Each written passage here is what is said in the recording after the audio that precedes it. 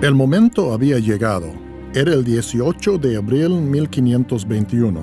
Sobre la mesa estaban todos los escritos de Lutero. Señalándolos, Juan Eck, el representante del Papa, le preguntó a Lutero, ¿rechaza o no todo lo que ha escrito en estos libros y los errores que ellos contienen? Lutero sabía lo que estaba en juego.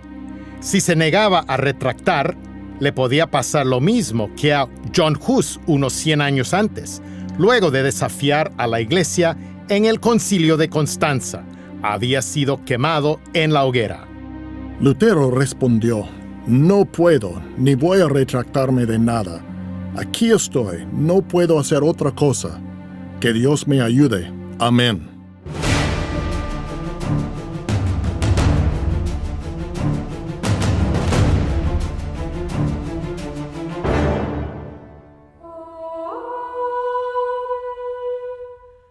Si uno les pregunta a los cristianos de qué se trató la Reforma, la mayoría dirá de las indulgencias.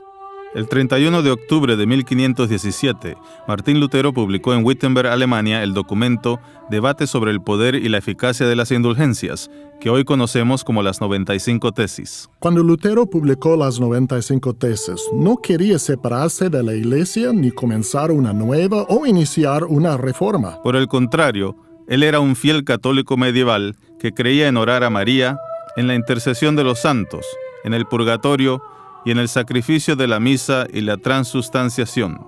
Era un típico católico medieval. Algunos de sus feligreses iban donde las indulgencias eran predicadas y regresaban diciendo, ya no tengo que confesarme o no necesito arrepentirme, pues he comprado una indulgencia. Y él decía, no puedo creer que les estén diciendo eso a las personas. Su postura decía, aquí están sucediendo algunas cosas realmente terribles. Si el Papa supiera lo que algunas de estas personas están haciendo, seguramente intervendría. Lutero se espantó tanto que le envió una carta al arzobispo Alberto de Maguncia para informarle del abuso. Pero lo que no sabía era que la mitad del dinero recibido por la venta de indulgencias iba al arzobispo y la otra mitad al Papa para la construcción de la Catedral de San Pedro en Roma. Si bien eran muy exigentes a nivel teológico doctrinal, nadie en la Iglesia quería frenar la venta de indulgencias, pues generaba muchos ingresos. Entonces Lutero empieza su delicado trabajo y estudio y se da cuenta que la venta de indulgencias es un problema. Pero cuanto más pensaba, más se daba cuenta que las indulgencias eran tan solo una parte de un problema mucho mayor que afectaba a la totalidad de la estructura de la Iglesia Católica medieval. Podríamos decir que eran apenas la punta del témpano de hielo que Lutero fue descubriendo al pensar en lo que realmente estaba pasando con la venta de indulgencias.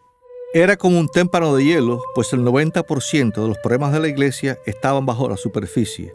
No eran solo las indulgencias. La brújula tiene 360 grados. Si uno se desvía un grado en una distancia corta, no hace mucha diferencia. Pero si sigue desviándose al cabo de 1000 millas o 1600 kilómetros, termina a 17 millas o 27 kilómetros fuera de curso. Eso le había sucedido a la Iglesia, que se había apartado un poco de las Escrituras en el transcurso de 1000 o 1500 años. Sus enseñanzas se habían desviado mucho de la verdad bíblica, y eso fue lo que Martín Lutero descubrió. La idea que uno podía orar a los santos y ellos intervendrían por uno, la creencia que el Papa es el único obispo ante quien todos deben someterse, la idea de las indulgencias y del purgatorio, todas estas ideas y enseñanzas que ya formaban parte de la Iglesia eran agregados, cambios y aberraciones sin fundamento bíblico. Así que Lutero se da cuenta que uno de los grandes temas que en realidad enfrenta es el tema de la autoridad. ¿Quién tiene autoridad para hablar sobre la doctrina de la Iglesia y sobre lo que es la enseñanza verdadera? Y la conclusión de Lutero fue que debería ser Cristo quien hable. La palabra de Cristo, las Escrituras, los apóstoles y sus enseñanzas. Y eso lo apartó de la forma en que la Iglesia lo había enfocado durante años. En la forma en que la Iglesia lo había estado enfocando, había un depósito de fe, un depósito de doctrina acarreado a través de los años en dos formas. Una era la Escritura y los documentos basados en ella, como los credos, y otra era la tradición no escrita.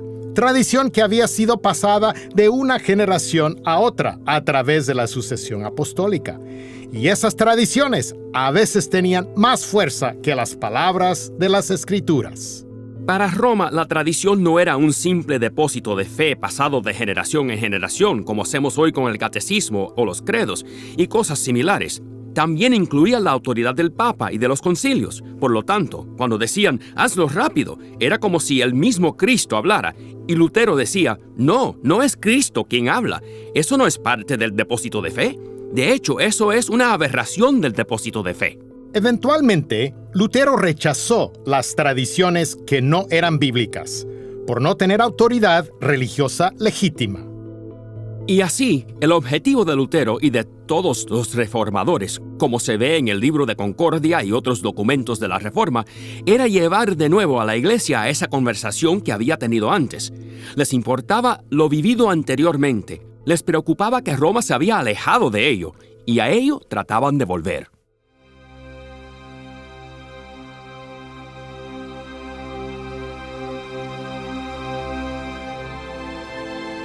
Según el libro de los Hechos, la iglesia cristiana comenzó en forma explosiva.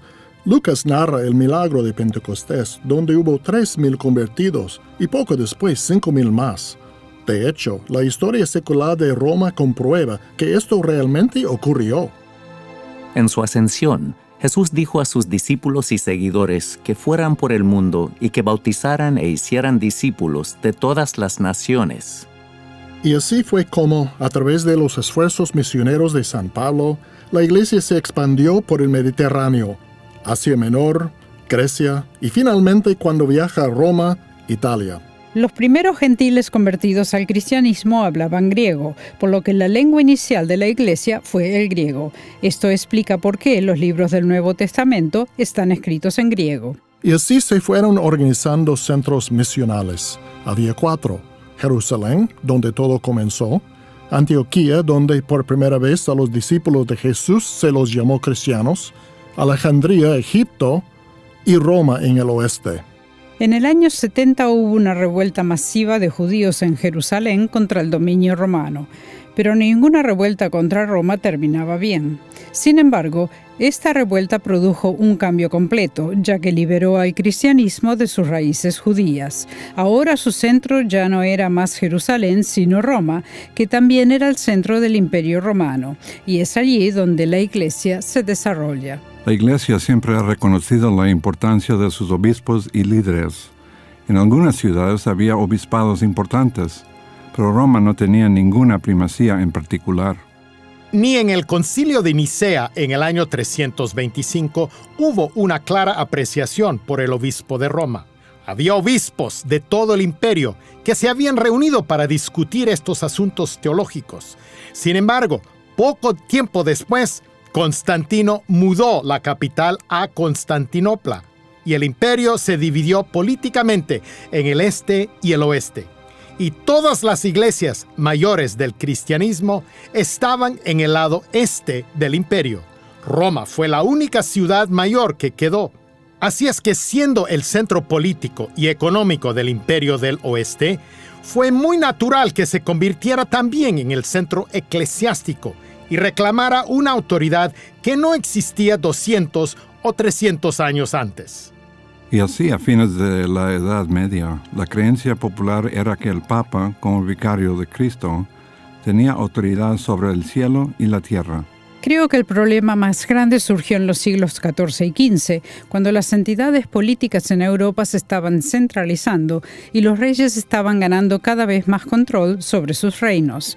Por ejemplo, nos alejamos de los impuestos feudales, en que los reyes dependían de que los guerreros feudales se armaran como ejército cada vez que eran llamados a pelear.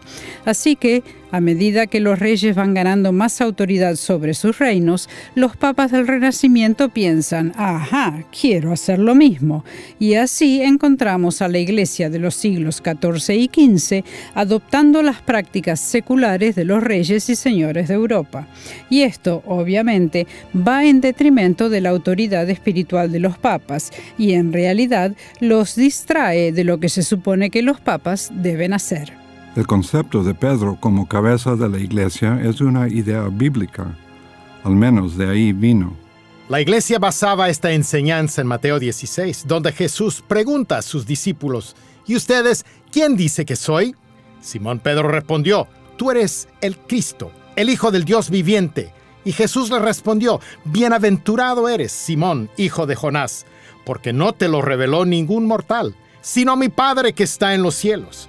Y yo te digo que tú eres Pedro, y sobre esta roca edificaré mi iglesia, y las puertas del Hades no podrán vencerla. A ti te daré las llaves del reino de los cielos. Todo lo que ates en la tierra será atado en los cielos, y todo lo que desates en la tierra será desatado en los cielos. Según la tradición, Pedro murió en Roma, y antes de morir le pasó al obispo de Roma las llaves que había recibido de Cristo. Roma pasa a ser entonces el centro de la Iglesia romana, y con el tiempo el obispo de Roma sería llamado Papa. Para la Iglesia Católica, la autoridad legítima descansaba en el Papa, quien era el sucesor apostólico de Jesús. Apostólico significaba que cada Papa era sucedido por el siguiente, retrospectivamente, hasta llegar a Pedro y al mismo Cristo. Es por ello que la pregunta de si Pedro fue el primer Papa siempre ha sido muy importante. Pero no hay evidencia de que Pedro alguna vez haya servido como obispo de Roma. Por ejemplo, la carta de Pablo a los romanos en los años 50 no menciona para nada a Pedro. Sabemos que fue martirizado en Roma en los años 60, probablemente junto con Pablo, y que allí está enterrado.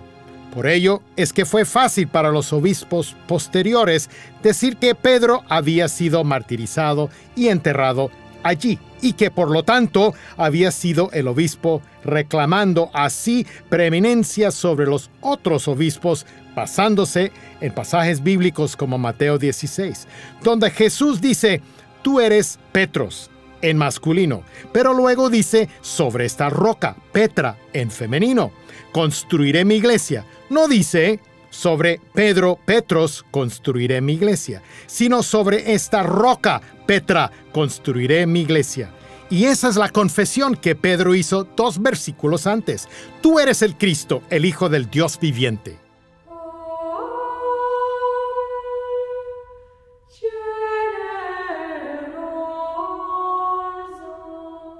La primera referencia que tenemos sobre el uso de la palabra católica es de San Ignacio de Antioquía, quien fuera martirizado en el Coliseo de Roma. San Ignacio dijo, donde está presente el obispo, allí está la Iglesia Católica. Al decir católica, por supuesto, se refiere a la Iglesia completa.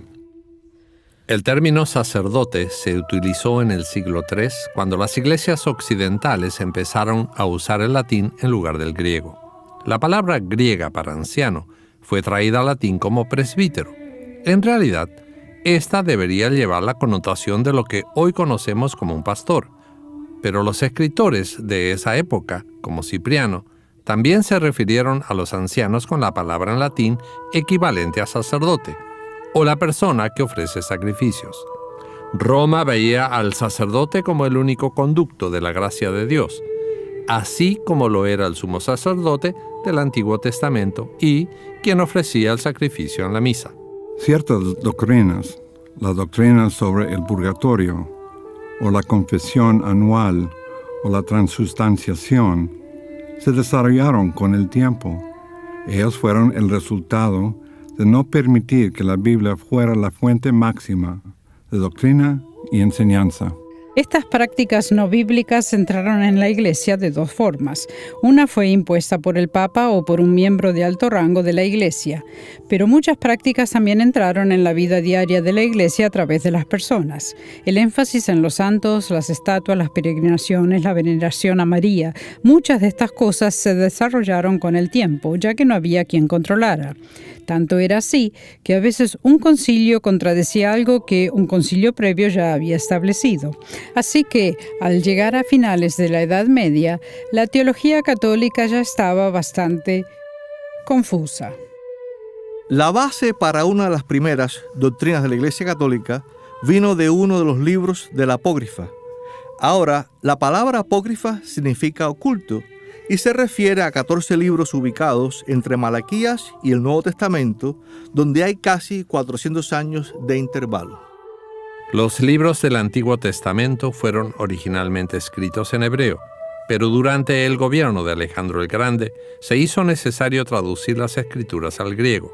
La traducción resultante fue conocida como la Septuaginta, pero los eruditos incluyeron otros 14 libros. Esos libros se conocieron como los textos apócrifos, pero como nunca fueron incluidos en la Biblia hebrea, los judíos no los reconocieron como inspirados por Dios. Contenían importante información histórica, pero fueron considerados menos acreditados que otros libros de la Biblia. Al estar incluidos en la Septuaginta, posteriormente fueron incluidos también en la Vulgata, la traducción al latín hecha por Jerónimo. La apócrifa formaba parte de la Vulgata que Jerónimo había traducido a comienzos del siglo V, luego que esos libros fueran canonizados. Pero en un prefacio, él indicó que los libros del Antiguo Testamento eran autoritativos en una forma que los libros de la apócrifa no lo eran. Sin embargo, la Iglesia medieval empezó a usar todos estos libros en la Vulgata, como si tuvieran la misma autoridad. El libro de Segunda de Macabeos presenta al imperio seleucida, que invadía y demandaba que los judíos adoraran los dioses griegos. Luego de una de las batallas dice: si él no hubiera creído en la resurrección de los soldados muertos, hubiera sido necesario e inútil orar por ellos. Pero como tenía en cuenta que a los que morían piadosamente los aguardaban una gran recompensa, su intención era santa y piadosa. Por esto hizo ofrecer ese sacrificio por los muertos, para que Dios les perdonara su pecado. Segunda de Macabeos, capítulo 12, versículos 44 y 45. Estos versos aún son leídos en muchos funerales católicos actuales. Esos versículos de Macabeos, que son reconocidos por judíos y protestantes como escritos históricos no inspirados, fueron usados por la Iglesia medieval e incluso por la Iglesia católica romana actual para justificar la doctrina de las oraciones por los muertos y del purgatorio.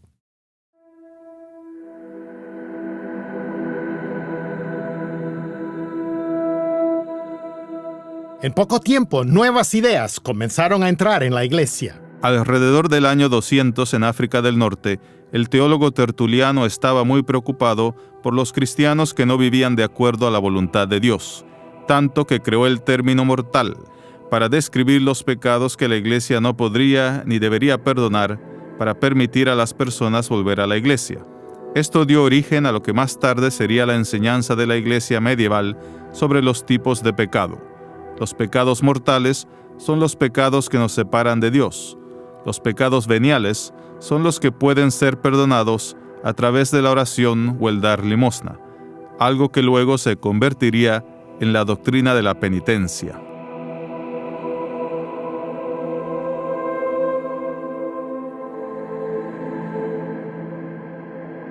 Cerca del año 240, Orígenes de Alejandría dijo que las almas de los elegidos van al cielo, a menos que necesitan pasar por un período de purificación o purgación, o sea, un tiempo torturador en el cual pagar los pecados que no fueron pagados en esta vida. La enseñanza sobre el purgatorio tiene sus orígenes a comienzos de la Edad Media o en los primeros siglos de la Iglesia. Pero la doctrina del purgatorio no fue oficialmente promulgada como doctrina de la Iglesia Católica hasta el siglo XIII. Con frecuencia, esas enseñanzas estaban en la imaginación popular hasta que recibían estatus oficial. Y fue uno de los concilios de León que dijo: sí, esta es una enseñanza de la Iglesia y el purgatorio es una de las realidades de la vida cristiana. Y así pasó a ser oficial. Es típico de muchas de las enseñanzas con las que Lutero luchaba, que fueran declaradas oficiales luego de haber sido practicadas durante bastante tiempo.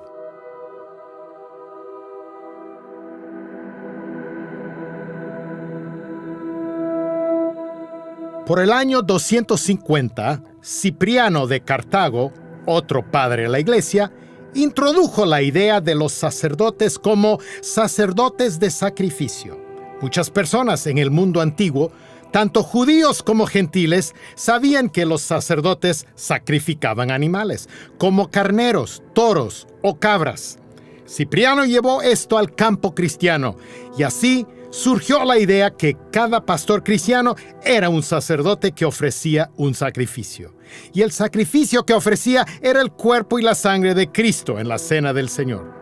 No se trata de que la sangre de Cristo salpique por todos lados, sino de volver a ofrecer el sacrificio de Cristo por los pecados de los vivos y los muertos.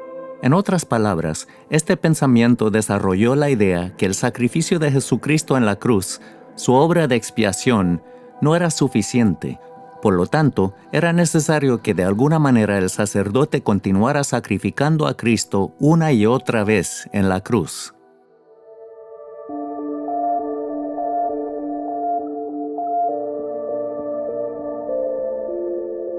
Por el año 250, en la época de Cipriano y durante la persecución del emperador Decio, los emperadores romanos comenzaron a demandar que los cristianos hicieran sacrificios al emperador de Roma como un dios. Muchos cristianos, por temor a ser perseguidos o perder sus vidas, así lo hicieron. Y más tarde lo lamentarían y se arrepentirían.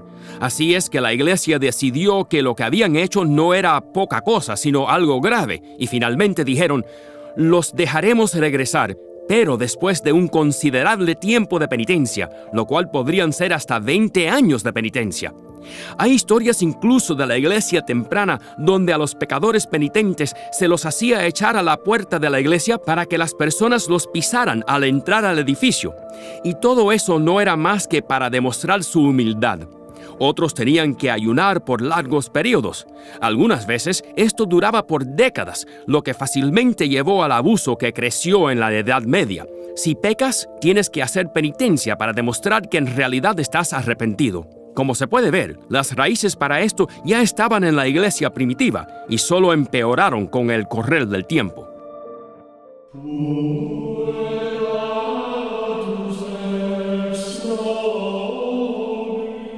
De acuerdo a la tradición, el ascetismo comenzó con San Antonio en Egipto por el año 275. Originalmente, todos los monjes eran ermitaños que vivían en el desierto y rara vez se encontraban con otras personas. Pero, debido a las dificultades de la vida solitaria, muchos de ellos fallaron. En el año 340, el obispo Basilio de Cesarea ayudó a definir el sistema monástico, con el objetivo de reducir las tentaciones y, en consecuencia, los pecados. Se enfocaba entonces en la salvación personal y sus reglas incluían la castidad, votos de pobreza y de silencio. Teófilo, el patriarca de Alejandría, en una carta sinodal de alrededor del año 400, puso al voto de silencio a la par de la fe, diciendo: «Los monjes, si desean ser lo que son llamados, amarán el silencio y la fe católica, porque nada es más importante que estas dos cosas». En la Edad Media había básicamente dos niveles de ciudadanos, las personas comunes y el clérigo. Estos eran personas seriamente religiosas. Se tomaban en serio el ser juntos ante Dios y eran muchos. Algunos calculan que hasta un 20% en algunas áreas. Es como si 1 de cada 5 personas que uno conoce es clérigo. El problema entonces era que si uno era un ciudadano común y corriente, sabía que no podía ser justo ante Dios, por lo que andaba errando por la vida, esperando morir para ir al purgatorio por 10 o 20,000 años. La perspectiva no era para nada placentera. Era, francamente, una vida miserable. Y la mayoría de las personas no se podían dar el lujo de huir a un monasterio. Es por ello que cuando Lutero echa por tierra esa división y dice: «No, en el cristianismo no hay niveles, no hay un atajo para ser justo ante Dios, simplemente recibimos su gracia». Lo que básicamente estaba diciendo es: hasta la sirvienta que hace un trabajo es justa ante Dios. Y eso cambió todo. Especialmente le cambió la vida a la gente común. Ahora la vida tenía sentido. Y cuando llegaba la muerte ya no existía el terror al purgatorio, pues se tenía la confianza de saber que se moría en el Señor, en la gracia y el perdón de Dios. Esto cambió todo para ellos.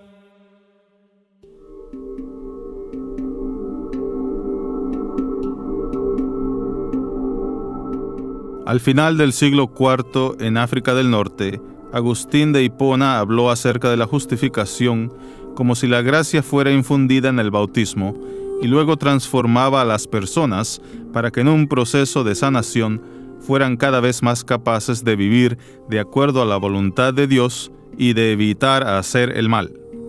No es que fueran liberadas del pecado, sino que cada vez eran más justificadas.